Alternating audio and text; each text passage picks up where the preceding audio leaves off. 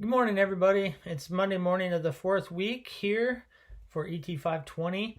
I wanted to send a video really quickly. I wanted to apologize for the mistakes in the syllabus. There are a couple of them, as have been recently pointed out, and I appreciate you all letting me know about that. Sorry, I guess I was overestimating my ability to compensate for all the drama that was around COVID-19, which included getting my wife back from Europe and getting my son back from college. But I thought I had it all down. It looks like I wasn't able to proofread my syllabus. So I'm sorry about that. Didn't mean to cause any extra stress for you all. And hopefully everybody knows now that this week, the end of this week, is your reflection on Blessed are the Peacemakers. And then the next week will be writing your paper with your group. I wanted to send a video to talk a little bit about that. You have the writing prompt from week number 1. Basically, what I want you to do with this paper is I want you to articulate the different positions on just war theory, pacifism, and where Cahill's theory of peace building fits into that, which will springboard us into the next book, which is Interfaith Just Peacemaking, which will combine Muslim, Jewish, and Christian perspectives on 10 practices of peacemaking. And that will expand on what Cahill has put in the last chapter on peace building. So that's the idea. Here's why we do this. And some of you have mentioned that Cahill's book is theoretical, that it's a little complicated, historically dense. She focuses on certain historical figures. So a couple things about that. Number one, that's true. And it's hard to find a book that gives the range of explanations of just war theory, pacifism, nonviolence, peace building that Cahill gives in a very practical way. It's either usually authors settle in the very practical without the theoretical, or the theoretical without the practical, and she's trying to bring both together. So it may be a little bit dense for sure, but that's probably better, and I'm hoping that it will come together over the course of the 10 weeks that we have together, and especially when we read Interfaith Just Peacemaking and then Exclusion and Embrace by Miroslav Volf. So that's the idea there. It should come together, hopefully.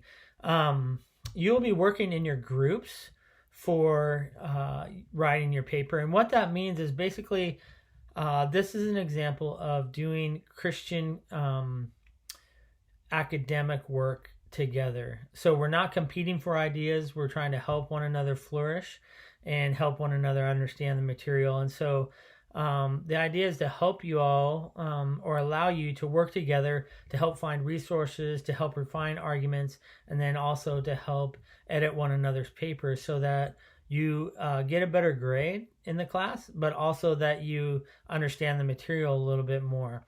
So that's the idea behind the groups. How that looks for each group will be a little bit different, I think, as you kind of take your different roles. And that's okay with me.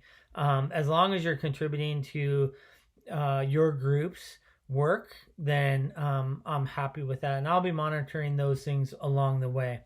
So a couple other things that I want to say about your midterm paper.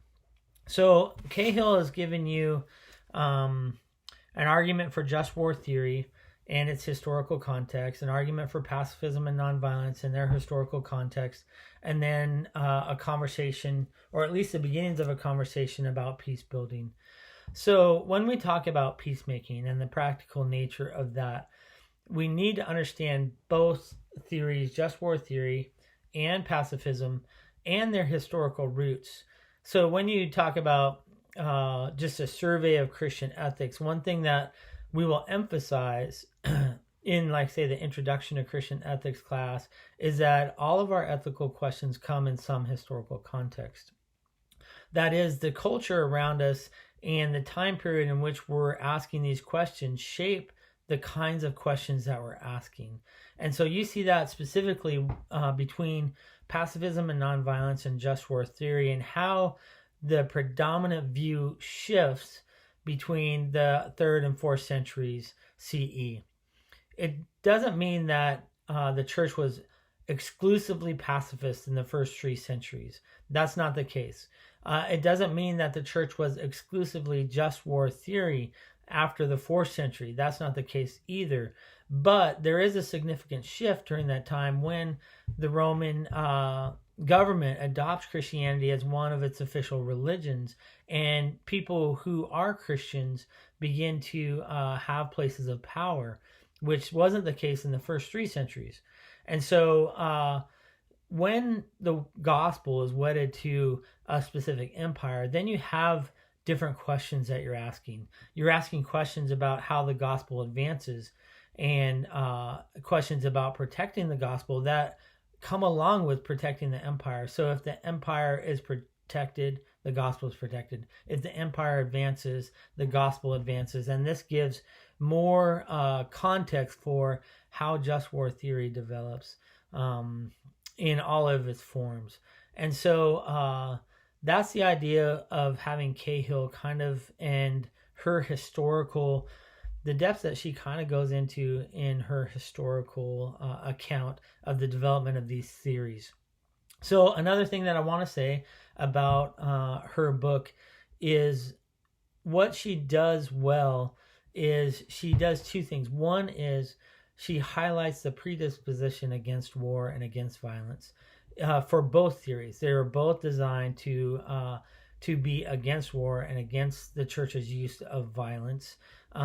In just war theory cases, it's just an exception because of the radical nature of the injustice or the radical nature of evil that is occurring, that it might actually justify some kinds of violence to protect people. And so she does a nice job of that. She also does a nice job of articulating that just war theory complements pacifism, in the sense that it complements it in pacifists are excluded from doing any kind of violence, so they have to find creative ways in order to solve conflicts. And so her idea of a just peace building, and what we'll see in just peacemaking in the Interfaith book, is the creative outlet for some of the creative ways that we try to move around violence and avoid violence. For just war theorists, one of the theories, or one of the criteria for going into war, is that all your possibilities for avoiding war must be exhausted. So again, her ideas of peace building and the interfaith just peacemaking complements that, because the practices of peace building are those practices that are working for avoiding war. And so her notions of peace building, and when we talk about peacemaking, will complement just war theory and pacifists. So they both have common ground to have some conversation about the practices of peacemaking. So that's the kind of specifics that I might be looking for in the midterm paper, is to begin to be able to articulate that complementarity, and then also to begin and to mention that the predisposition against violence that she highlights. So those are a couple of things that I want to say that are really positive about her book, and she does a nice job of articulating both theories.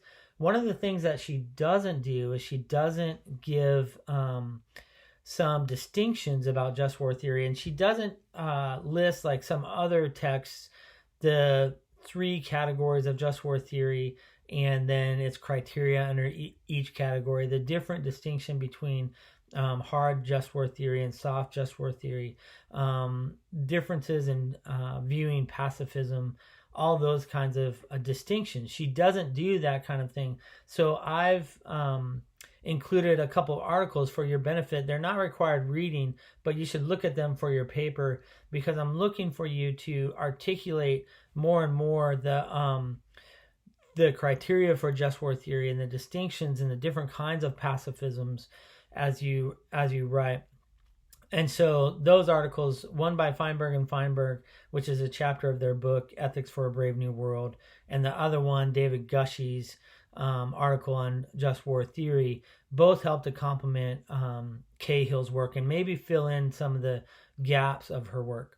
So that's the idea of including those. You don't have to write a quiz on them or reflection on them. They're just for your paper. And then also, I'd love for you to try to find an outside resource to draw from to maybe fill in a little bit more texture.